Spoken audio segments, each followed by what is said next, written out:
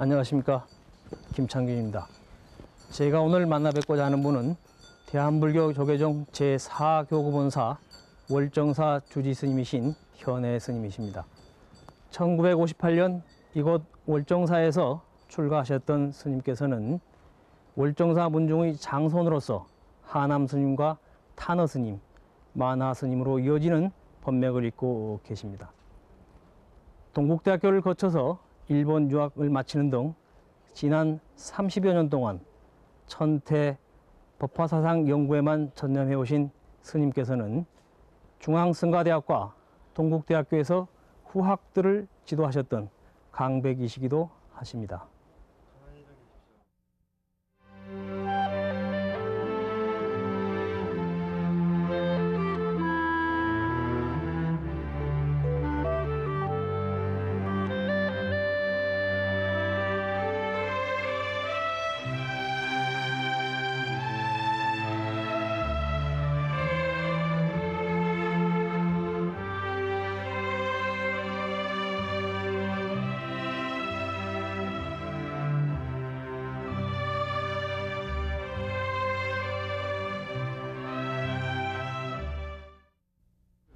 스님, 안녕하십니까?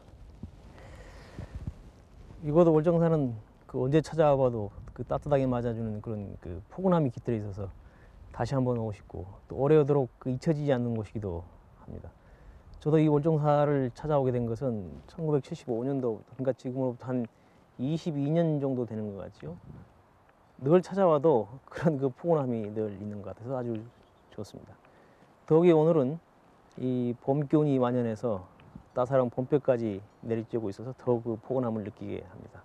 이런 좋은 풍광 속에서 거쳐오고 계시는 스님께서는 어떠하신지요? 이 사람이란 것은 아무리 좋은 것도 계속 그 환경 속에 살다 보면은 그 좋은 것을 잊고 사는 모양입니다. 마치 물고기가 물에서 살면서도 그래 물의 은하를 모르고 살거든요. 예.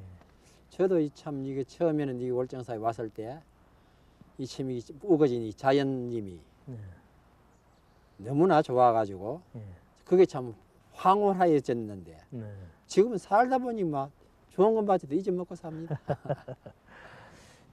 스님이 이 월정사에 오시게 된 데는 어떤 특별한 동기가 혹시 있으신가 좀 한번 여쭤보고 싶습니다. 그 동기라고 하면은 막 전생의 인연이라 하면 가장 좋은 표현이겠고요. 예.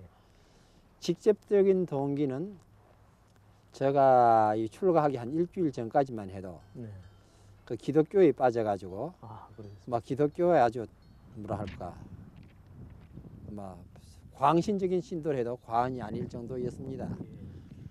그런데 어떤 그 교회 내에 어떤 문제가 일어나가지고 문제가 일어나다 보니까 사람에 대해서 회의를 느끼게 되고 또 회의를 느끼다 보니까 교리 자체까지도 회의를 느끼게 됐을 때 어떤 분이 소개를 하기를 오대산 월정사에 가면은 아주 큰 도인이 있는데 한 대학을 졸업한 사람을 한 50명을 모아놓고 수도를 하고 있으니까 그분을 찾아가 보는 것이 좋겠다고 해서 찾아왔는데 나중에 알고 보니 그분이 바로 탄어 스님이었던 모양이에요. 탄어 스님께서 월정사를 처음 정화를 해서 오대산 수련원이라 해서 한 50명을 모아놓고 했던 모양이에요. 그래서 그 당시에는 워낙 가난하니까네 결국 운영을 못하고 흩어졌던 모양입니다. 근데 제가 왔을 때는 다 흩어지고 탄어 스님도 안 계시고 그랬습니다. 그런데 아마 제가 전생의 원인 인연이라는 것은 속가 있을 때부터 어릴 때부터 꿈을 꾸면은 지금 보니까 바로 이 월정사예요. 이 뺑돌아가면 축대를 쌓았는데 이 나무가 우거지고 뒤에 산이 이래 내려왔는데 이게 완전히 집터인데 집은 하나도 없고 그냥 쑥대만 우거진 곳인데 나중에 제가 와서 가만 보니까 바로 그 꿈에 보던 그런 장소예요. 꿈과 일치했던. 그러니까 아마 전생 인연이었던 모양이에요. 스님께서 출가하셨던 당시는 6.25 전쟁이 끝난 바로 직후라서 여러 가지 전쟁의 상처들이 많이 남아 있었을 텐데요. 그럼에도 불구하고 이것 그 월정사는 오늘날처럼 아주 그 아름다운 경치였었는지 좀 말씀 좀 한번 해주시죠.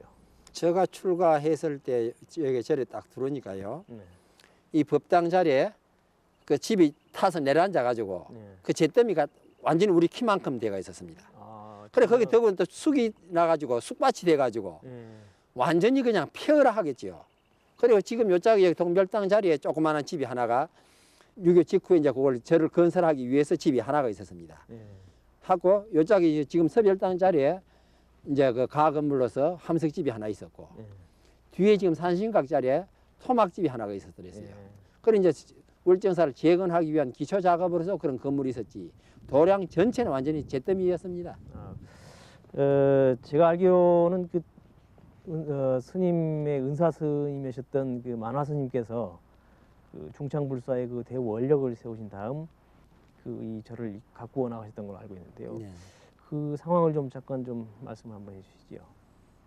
예, 제가 저 스님을 생각하면요.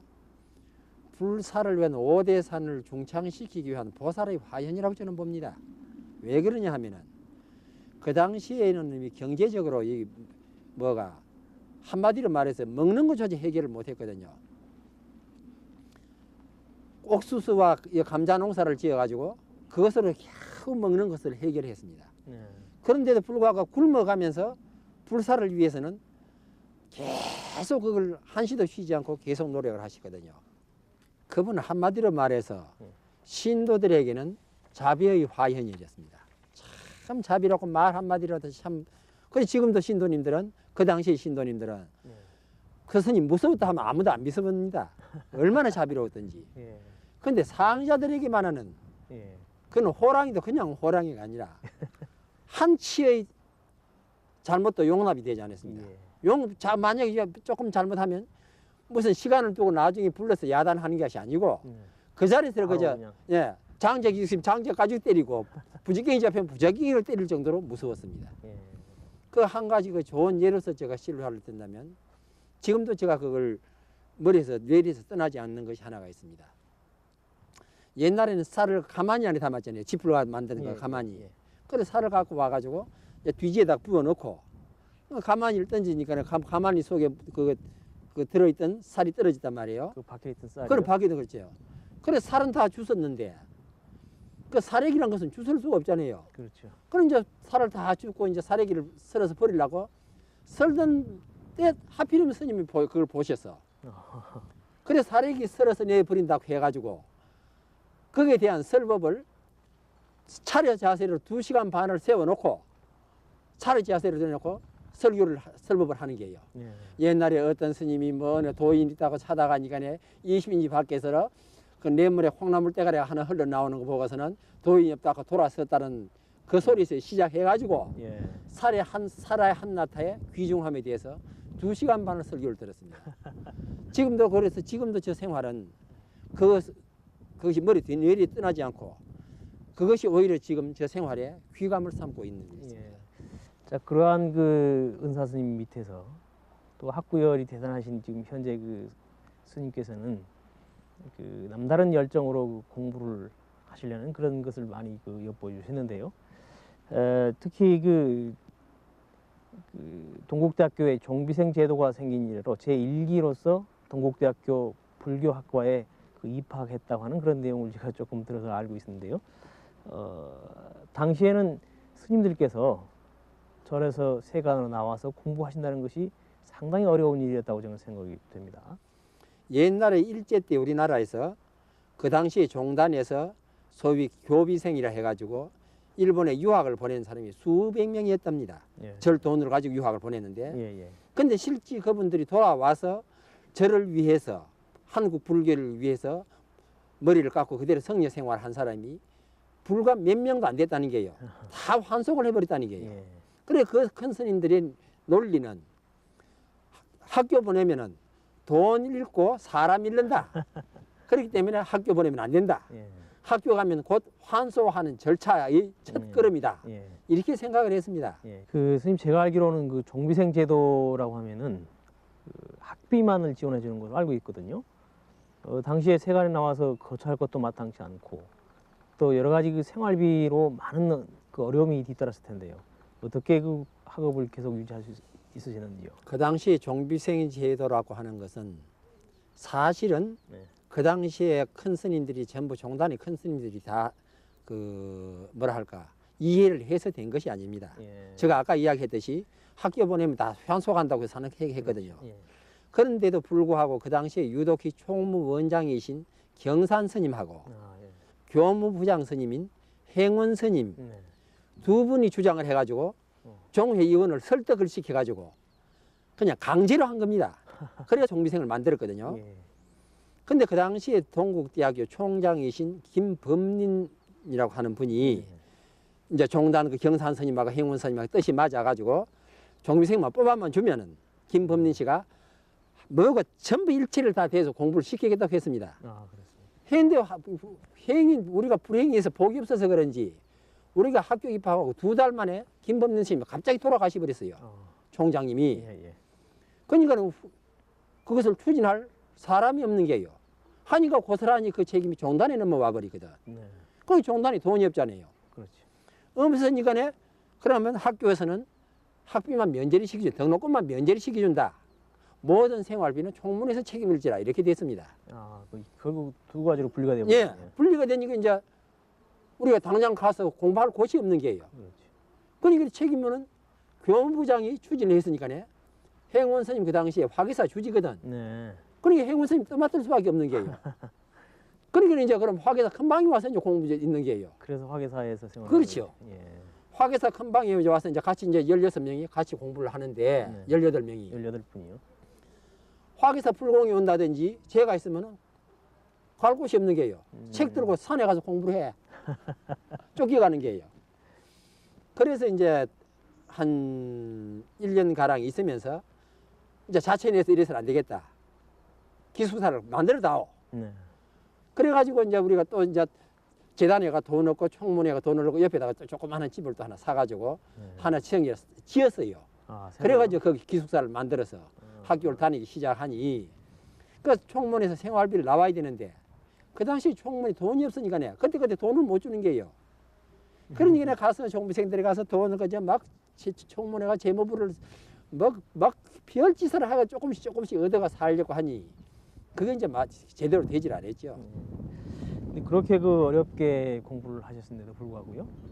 계속해서 대학원도 지나가시고 또 일본에 그 유학까지 결심하게 된 데는 뭐 남다른 그 이유가 좀 있다고 생각되는데요. 그 당시 제가 보기에는 이제 김동화 박사, 조명기 박사, 황성기 교수님 계시는데 황성기 스님이 얼마 돼서 돌아가시 버렸어요. 근데 김동화 박사는 연세가 많아서 정년 퇴임 해버리고 또 조명기 박사도 정년 퇴임하니까네. 저 어린 생각해보면 한국에 있어서 이렇게 공부해서 한계가 있지 않느냐. 역시 학문은 일본에서 해야 되지 않느냐 하는 생각을 해서 일본에 유학을 해야 되겠다고 저 나름대로 생각을 한 게예요. 해가지고 어떤 방법이든지 기회만 있으면 일본을 건너야 가야 되겠다고 생각하고 있던 차에 마침 제가 4학년 되고 졸업할 무렵입니다. 일본 고마자와 대화학과 동국대학교 자매기른이 되었습니다. 그래 그것이 바로 자매기른이 된 것이 제가 이제 대학원을 진학을 여기서 했거든요. 제가 대학원 3학년, 2학년 돼서 졸업할 때 그 확정이 돼 버렸습니다. 해가지고 이제 초기 이제 제1기 이제 유학생을 일본에서 고마자와 대학에서 보내달라고 하면 우리가 공부를 시켜주겠다. 학비를 면제시켜주겠다 하는 조약이 된 게예요.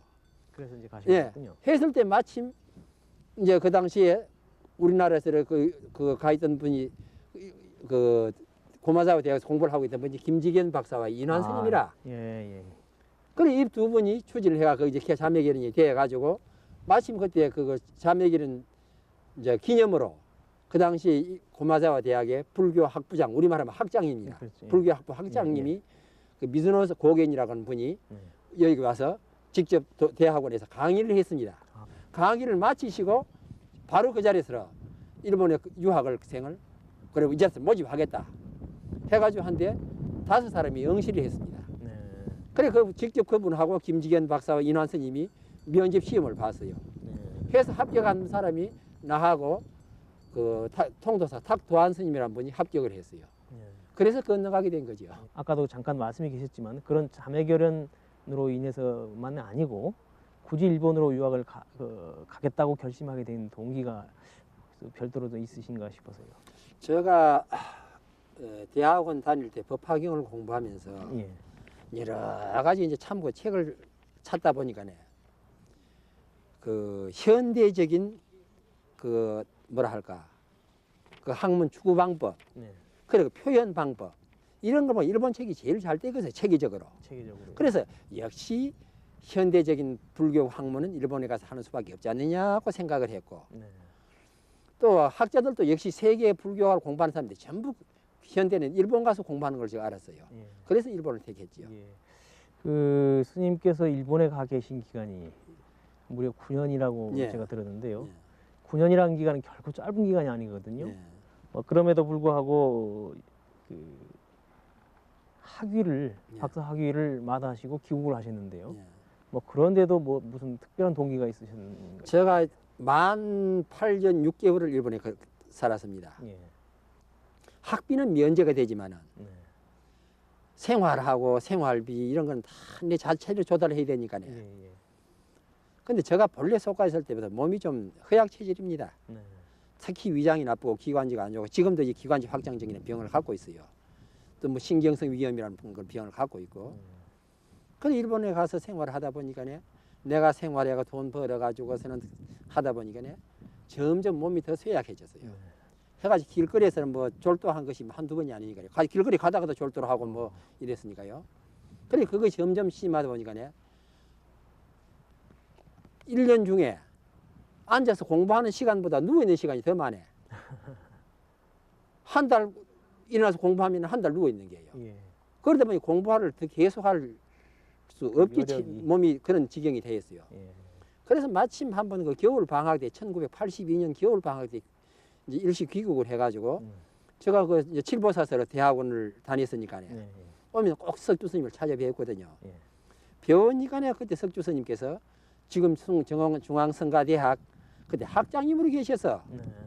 계신데 그때 마침 보니까 스님께서 학생들을 직접적으로 그 지도할 사람이 없다는 거예요. 어지간하면 와가지고 지금 이걸 나를 좀 도와주면 좋겠다. 예. 직접 그것이 동기가 됐지요. 아, 그렇죠. 마치 몸도 약해서 더 일본에서 더 버틸 힘도 없었고. 그럼 스님께서는 그 귀국하시자마자 네. 중앙승가대학하고 네. 동국대학교에서 그 천태 사상과 네, 법화 사상을 네. 강연을 하셨다고 그랬는데요. 네. 그 귀국을 하시자마자 곧바로 그냥 강의를 시작하셨어요. 네, 바로 들어오자마자 이제 중앙성가대학에 들어가서 예. 이제 학생들을 직접 이제 그 관리 감독할 사람이 없으니까 예, 예. 소위 처음에는 학감이라 그랬습니다. 학감이요. 예, 학감을 겸해 가지고 이제 법화경과 천태 사상을 강의를 시작을 했지요. 예. 강의를 듣고 예. 뭐 수업을 받던 입장에서 예. 갑자기 이제 그 후학들을 지도하는 예. 그런 입장으로 그 바뀌었단 말씀입니다. 예. 감회도 남다랐다고 생각이 됩니다만 어떠셨는지요? 사실은 제가 귀국하자마자 강단에 서니 예. 참 어제까지 배우던 사람이 글쎄 말입니다. 오늘부터 가르치기 시작하니까 오히려 제가 일본에서 공부할 때보다 배울 때보다 가르치기 위해서 공부한 것이 더 많았다고 봅니다. 예. 오히려 시간적으로. 왜냐하면 갑자기 강의할 준비를 해야 되니까요. 그렇죠. 내일 하려면은 그 당시 제가 일주일에 강의를 법화 사상, 천태학, 뭐 중국 불교상 등 해가지고 보통 일주일에 한 9시간을 강의를 했습니다. 아, 그 일주일에 9시간 강의하려니까네 공부는 한 30시간 이상 공부를 하는 거예요. 강의의 그렇습니다. 3배, 4배의 혼자 공부를 하는 거예요. 예. 그러니까 참 그 당시에 그 뭐가 노트 정리를 하는 것이 지금도 그 노트 정리가 한 것이 지금도 그걸 아주 참고됩니다만 아, 그렇습니다. 노력을 몇 배로 했습니다. 힘이 들었지요. 예, 강의를 하시다 보면요. 네. 특히 그 불자들이 불교에 대한 어떤 그런 학문적 열의가 상당히 그 몸으로 와 닿았던 적이 많이 있었을 텐데요. 어떻게 그 느끼셨는지요? 저는 오히려 내 혼자 공부할 때보다 네. 학생들 앞에 서서 강의를 하면서 네. 오히려 그것이 내 중노한테 큰 도움이 됐다고 합니다. 그것이 곧 내 서성이었어요. 예. 왜 그러냐? 남인데 가르치려고 하니까네 우선 내가 더 알아야 되고 그렇죠. 그날 강의 시간에 나가서 어떤 질문이 날라올 줄 모르거든. 그러니까 그걸 미리 생각을 해가지고 공부를 다 하는 게예요. 또 내가 학생에게 말만 가르쳐서 과연 그것이 학생들이 얼마나 도움이 되느냐 말이야. 그렇죠. 내가 실천해야 되겠다. 네. 그러니까 곧 가르치면 곧 내 실천이다 생각하니 내 행동 그지 하나도 조심을 해야 되고 말 한마디도 조심을 해야 되는데 근데 그것이 일치가 안 될 때가 많았어요. 그래서 항상 일치시키려고 계속 노력을 하다 보니까 그것이 곧 그것이 훈습이 되거든. 익어져서 저 말하면 점점 익어진단 말이에요. 그렇죠. 그래서 지금의 내가 오히려 그것이 참 그때 그것이 내 스승이 되고 오히려 내 수행에 도움이 되었구나 할 때도 있습니다. 생각. 스님께서 그 기거하고 계시는 방에 들어가 보니까 금방이라도 그 강백이셨던 시절의 그 열정 넘치는 모습을 떠올 수 있을 것 같습니다. 30년 동안 올곧게 그 법황양 연구에만 전념해 오신 데는 그만한 이유가 있으리라고 생각되는데요. 혹시 어떤 이유가 있으신지 좀 말씀 좀 한번 해주시죠. 대강백이라는 말씀을 들으니 오히려 부끄럽습니다. 저는 강백이라기보다는 내가 좋아하는 부처님 가르침에 내 자신을 몰입시켜서 그래서 그 부처님의 가르침을 내 것으로 만들어서 소화를 시켜서 그래서 중생들에게 남에게 중생이 나도 중생이니까 다른 사람들에게 내가 생각하고 있고 내가 부처님의 가르침을 소화시킨 내용을 좀 일러주었으면 하는 것뿐이지 저는 대강백이라 하고는 좀 모자라는 것 같습니다. 그런데 제가 법화경을 좋아하게 되는 것은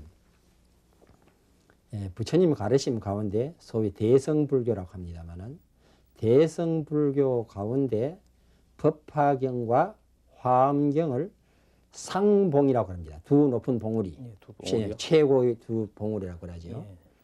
그런데 화엄경의 내용을 보면은 부처님께서 처음 보리수하에서 성불 하셔가지고 하늘에 올라가서 하늘 중생을 상대로 해서 부처님이 깨치신 내용을 설명했다고 하거든요. 그런데 그것도 부처님이 직접 설명하신 것이 아니고 하늘에 있는 신들과 모든 보살들이 부처님이 깨치신 경지를 설명했다고 그랬습니다. 그러니까 중생들이 아무도 못 알아들으니까 땅에 내려오셔서 다시 아함경부터 설명하셨다고 하고 있습니다. 그러나 법화경은 보면은 법화경 내용에는 보면 성문도 있고 연각도 있고 보살도 있고 또 그 사람들이 다 부처님의 설명을 듣고 설법을 듣고 성불한다. 정말하면 중생의 정말하면 그 건기라 할까 중생의 입장의 위치를 위선 인정을 해놓고 거기에다 부처님의 가르침을 설명해서 그 사람들을 구원하는 부처님이 깨치심으로 이끌어가는 그 과정과 부처님이 깨치신 내용과 모든 것이 포함이 되어 있거든. 그래 제가 생각하기에는 만약에 부처만 있는 세상에 태어난다면 과연 이 부처가 필요하겠느냐? 성인은 중생이 있기 때문에 사바세계에 있기 때문에 성인이 같이 필요한 것이고 그렇죠. 한 것이 모래보석이 있기 때문에 보석이 가치가 있는 것이지 이 세상이 전부 보석 같으면 그 보석이 무슨 가치가 있느냐 말이요. 그래서 중생을 인정하고 부처를 설명을 나타내기 때문에 과연 이것이 많이 참말로 우리 중생들에게 필요한 부처님의 가르침이 아닌가 해서 제가 법화경을 좋아하게 된 것입니다. 예. 그렇다고 한다면은 결국 그 법화경은 대성불교 경전 중에서도 가장 중요한 경전이라고 생각될 수가 있고요. 법화경이 기타 대성불교 경전들과 다른 세계가 있다고 한다면은 무슨 세계가 있을지 그 말을 할 수가 있을까요? 이제 대성경전이라 하면은 화엄, 반야 뭐 또 다른 경전도 많겠지만은 이제 법화경 이런데 반야경을 읽어보면은 600부 반야를 다 읽어봐도 전부 공사상뿐입니다. 공적 시색, 색적 시공 전부 공을 설명하고 있거든요. 그러면 과연 중생들에게 공사상만을 내세워 가지고 그걸 중생들이 공을 세계세를 소화를 시켜서 실천하기가 그렇게 쉬우냐? 나는 그건 좀 어렵다고 봅니다. 또 화엄경은 부처님이 깨시신 내용만을 중생에 계시면 더더구나 어렵거든. 그런데 법화경은 부처님의 깨치신 내용을 그건 낮춰가지고 아주 그 한 대기는 더 또 건기를 더 낮춰서 설명하시고 조금 더 높은 데는 조금 더 높게 설명하시고 또 보살에게는 보살의 실체 내용을 일러주어서 하기 때문에 법화경이 다른 경전보다도 좀 다르지 않느냐. 그 저는 이렇게 봅니다. 결국은 그 모든 중생들의 근기에 맞게 설하는 것이 법화경이라고. 그렇지요. 예. 그러면서도 저는 이 법화경을 특히 달리 보는 그 가운데 하나가 방편품에 보면은 방편품이 시작될 무렵에 이런 것이 나옵니다. 물론 여기서 법화경 요품 강의를 설명하면서 해야 되는 거지만은 제일 제가 중요하게 보는 것이 방편품을 처음에 부처님을 설명하시려고 할 때, 법을 설하시려고 할 때 부처님께서 무량이 삼매에 들어가시다는 게요. 그래 무량이 삼매에서 깨어나시는데 부처님이 미가는 백호에서 무량 광명을 바라더라는 게요. 그래서 감에 그 처음 것이 아마 아란존자일 겁니다. 아란존자인가 내가 얼른 지금 그 설법에 그 물은 그것이 생각이 안 납니다만은 아란존자일 게요. 그리고 사리불존자가 아래존자인가 부처님께 묻습니다. 부처님 법을 설해 주시오. 하니까 부처님께서 그만두라. 근데 실제는 아란존자가 그 제자가 법을 설하기 전에 부처님께 선수를 쳐가지고 그만두라 해버려요. 요청이 있어야 그만두라 해야 되는데 반대로 부처님이 그만두라 소리부터 먼저 하거든. 그러니까 아란존자가 또 부처님 법을 설해 주시오.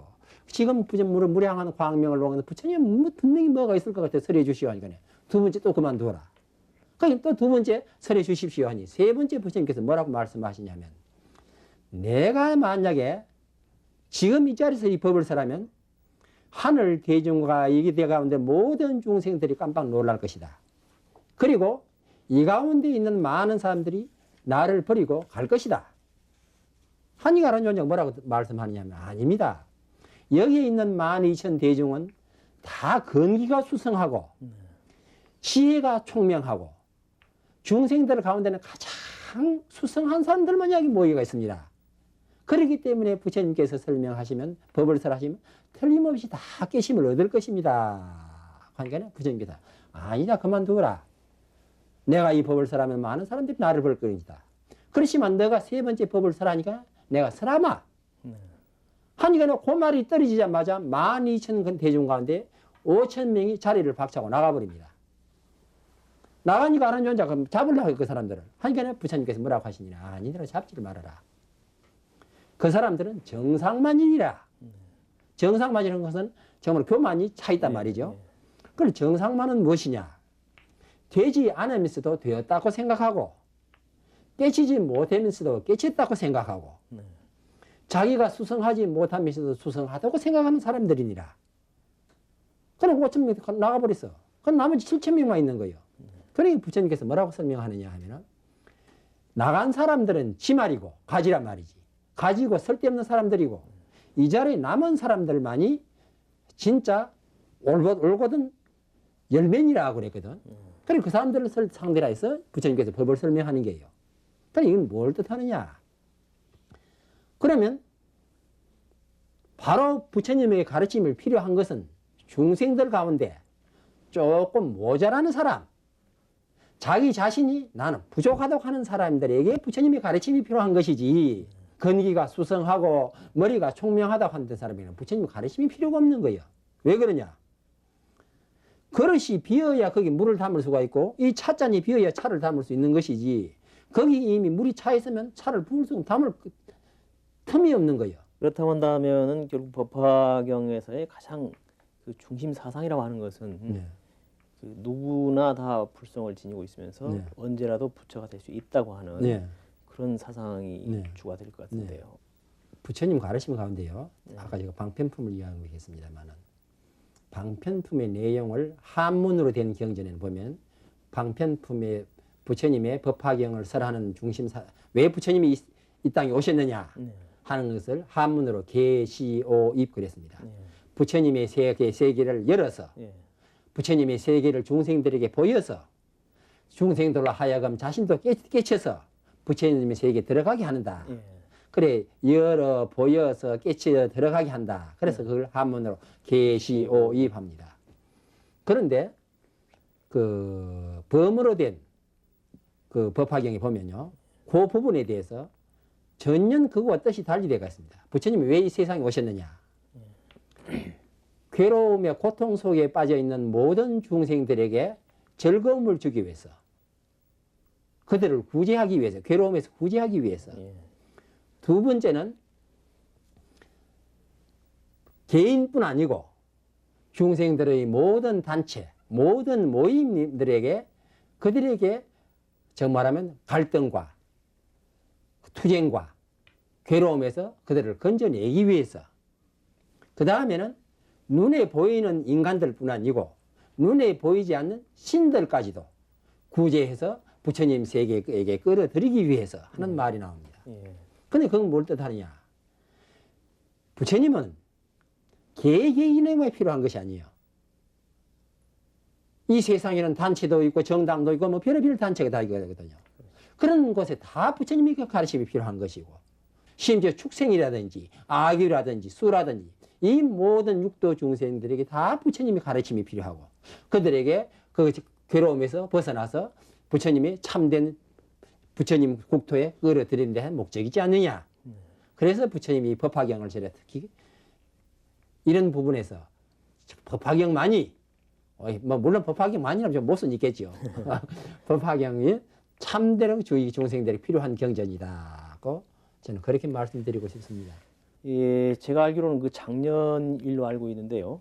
그 스님께서 지난 30여 년 동안의 어떤 그 연구 결과를 집대성해 놓으신 법화경 요품 강의를 편찬해 내셨다고 하는 말씀을 들었습니다. 워낙에 그 오랜 동안의 그 연구 결과라서 그런지 그 세간의 사람들이 출판되기도 전부터 많은 관심을 그 가져왔었는데요. 과연 그 요품 강의 그 내용이 어떤 것인지. 법화경 저 요품을 8품을 잡고 있는데요. 예. 요품의 첫째는 방편품, 둘째는 비유품, 셋째는 신해품, 그 다음에 네 번째가 수량품, 다섯 번째가 상불경품, 여섯째가 야광보살품, 일곱째가 묘원보살품, 여덟째가 관세음보살 보문품. 그래 8품을 잡고 있습니다. 근데 방편품의 내용을 보면은 아까 제가 처음 이야기했듯이 부처님이 이제 그 법화경을 설하게 된 그 과정이, 설하려고 하니까 5,000명이 다 됐다고 하는 5,000명은 나가고 나니까 그 집말은 나갔다. 그래 그 사람들이 생각, 중생들의 생각은 지금 반대예요. 중생들은 저가 진짜고, 그런데 부처님 보기에는 그게 가짜라. 근데 그 사람이 나가고 나서 부처님께서 설명하시는 제일 처음에 보면 방편품에 소위 12여시를 설명합니다. 여시, 상, 성, 뭐 해가지고 10가지가 나오는데, 상성, 체력, 작, 인연, 과, 보, 본말, 구경. 그래서 그건 이제 10가지라고 합니다. 그걸 소위 법화경 12여시라고 합니다. 예. 그러니까 제가 이제 이게 참 무서운 이야기입니다만은, 제가 석사학 과정에서 법화경을 연구를 해가지고 이제 그 논문을 쓸 때, 법화경을 제가 참 정독을 아주 한 5-6번을 정독을 했습니다.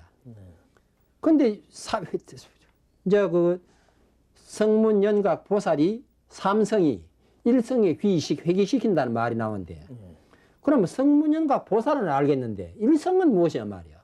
그래 일성의 내용을 법화경을 다 읽어봐도 일성이 무엇이라는 소리가 꼭 집어넣은 데가 없습니다. 그래서 제가 법화경 이제 연구 논문을 쓰면서 법화경에서 방편인 성문연각 보살은 말이나 삼성은 말해두지만은 일성의 내용은 설명한 곳이 없다. 그리고 논문을 제가 결론을 지은 게요. 그때 그 석사학위 심사위원장님이 김동화 박사예요. 그 김동화 박사님이 사실은 그분이 원래 법화경 전공가입니다. 왜냐하면 그분이 일본의 입정대학을 나오시거든. 입정대학은 법화종에서 세운 대학입니다.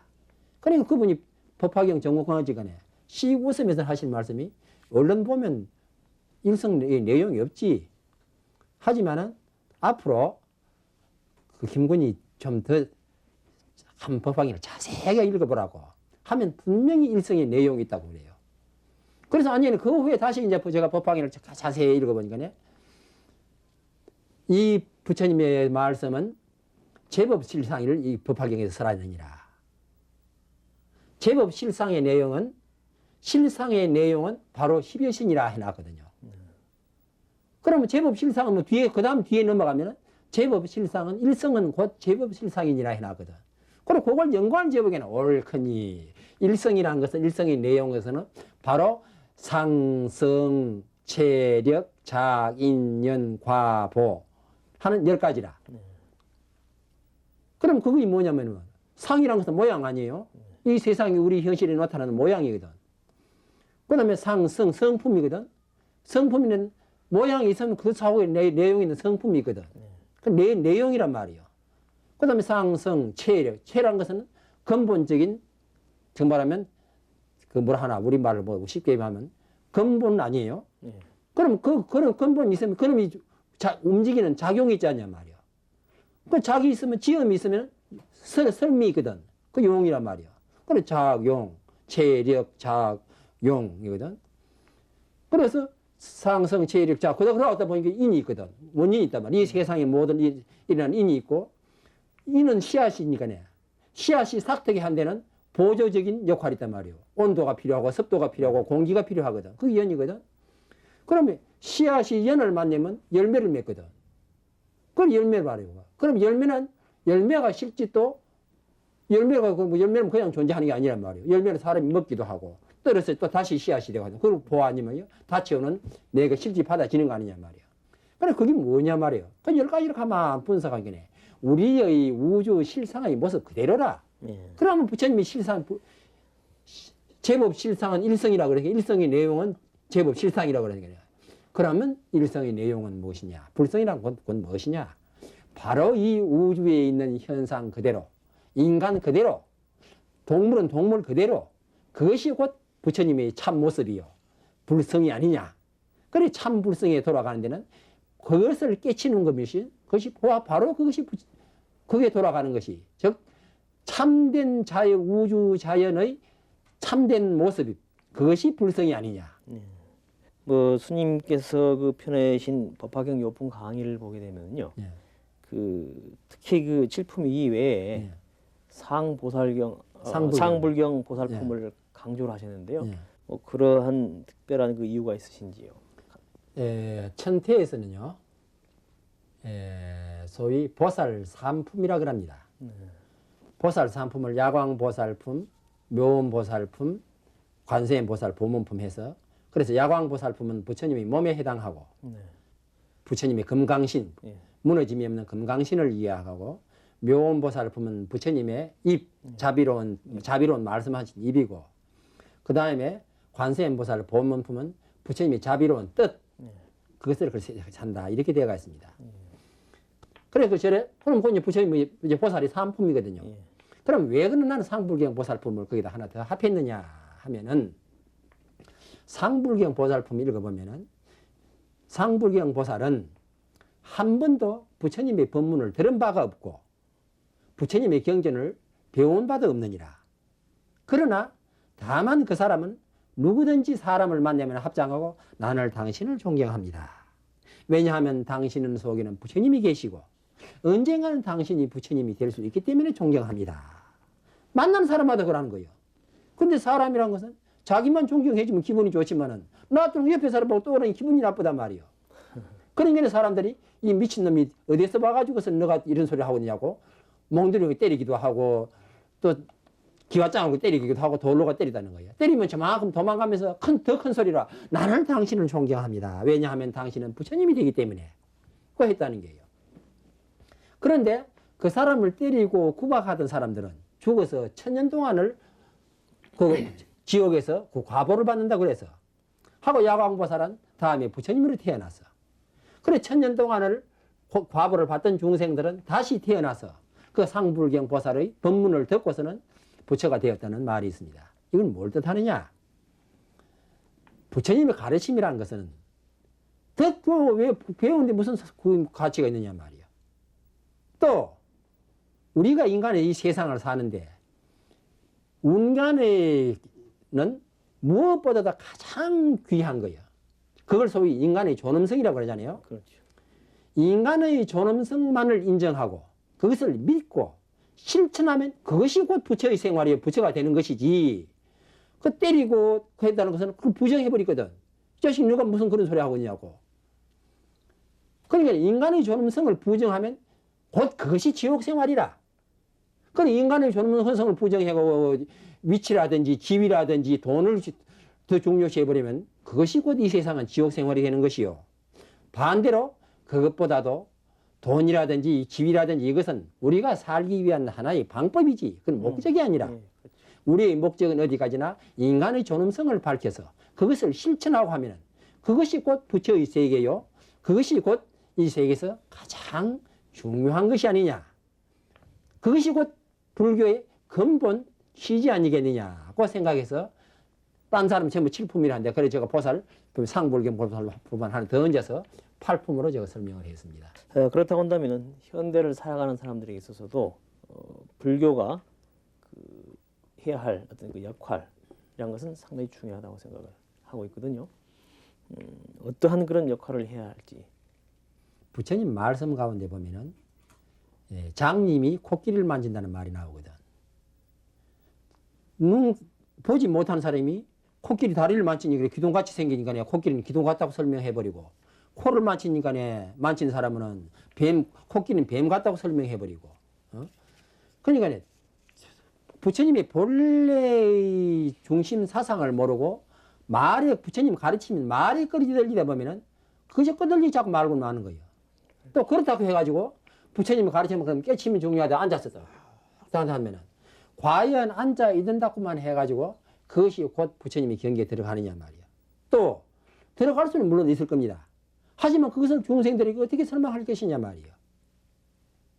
그렇기 때문에 저는 그래서 옛날에 서산대사는 그 선가국에만 보면은 선시불심이요 교시불어라. 선은 부처님의 마음이요 교는 부처님의 말씀이니라. 아무리 마음이 중요하지만은 마음을 남에게 전할 때는 말로가 전하는 거예요. 또 아무리 말이 중요하다 하지만은 자기 마음에 있는 참 깨침이 없으면은 그는 말은 말로 흘러가고 말아. 말 장난이 지나지 않는 거예요. 하기 때문에 저는 선과 교는 겸수해야 되지 않느냐. 깨침도 얻어야 되고 또 가르침도 얻어야 그래요 부처님의 깨침을 내가 중생들에게 전해줄 수 있지 않느냐. 그 저는 그렇게 생각을 합니다. 예. 하기 때문에 지금 가장 현대 중요한 것이 선의 깨침을 어떻게 중생들이 건기에 맞게끔 실천해서 가르쳐주고 또 그것을 어떻게 현대적인 언어 표현이라는 것은 항상 시대가 바뀌거든요. 그래 시대의 언어 표현이 바뀐 데 따라서 그것을 거기에 적합하게 가르쳐 줘야 되느냐 하는 것이 그게 가장 우리에게 중요한 과제라고 생각합니다. 예. 뭐 지금 스님께서는 그 추진하고 계신 일도 있으신 걸로 알고 있고요. 또 앞으로도 또 그 계획하고 계신 일이 계시는지요? 내가 만약에 내 복이 좀 허락을 한다면은 제가 가장 하고 싶은 것은 이 오대사는 옛날에 하남 스님이 우리나라 초대 종정이거든요. 그래 그분이 상원사 계시면서 상원사의 선방을 하시면서 강원도 3개 본사 연합 수련원을 했습니다. 그래서 거기서 한쪽에서는 경을 가르쳤어요. 그 3개 본사는 유점사, 금봉사, 월장사거든요. 그래서 강원도 3개 본사 수련원을 만들어가지고 거기서 직접 경을 가르치고 그랬어요. 그럼 그건 뭐냐, 하남 스님께서는 하남 스님 자신이 선교 겸수라. 그래서 저는 그걸 혹시 하고 싶은데 지금까지 복이 없어서 그걸 못하고 있었는 게요. 그래서 나는 좀 허락이 된다면 제가 그것도 뭐 계획을 해보면 지금도 한 20억 들어간답니다. 그래서 집을 크게 하나 지어가지고 연구실을 한 사람에게 참 방 하나씩 줘가지고 연구비 줘가면서요. 연구를 시키면서 선교의 일치의 사상 그것을 직접 연구시키고 실천하고 해가지고 그런 사람을 길러내고자 싶은데 그게 지금 될지는 모르겠습니다. 부디 그 스님이 계획하고 계시는 일들이 부처님의 가피력으로 원만하게 이루어지기를 빌어보겠습니다. 오늘 긴 시간 동안 좋은 말씀 해주셔서 정말 감사합니다. 감사합니다.